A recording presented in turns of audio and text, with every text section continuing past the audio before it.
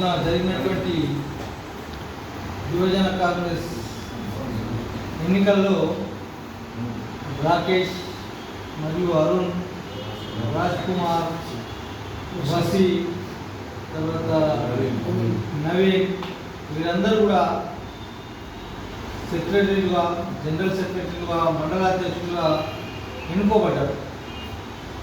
కాంగ్రెస్ పార్టీకి సైనికులు ఒక వెన్నెముక అంటేనే యూత్ కాంగ్రెస్. మా పార్టీ యూత్ కాంగ్రెస్కు ఈరోజు మా సీఎం రేవంత్ రెడ్డి గారు ప్రముఖంగా ప్రాధాన్యత ఇస్తున్నటువంటి మా రేవంత్ రెడ్డి గారు రేపు జరగబోయే లోకల్ ఎలక్షన్లో వీళ్ళు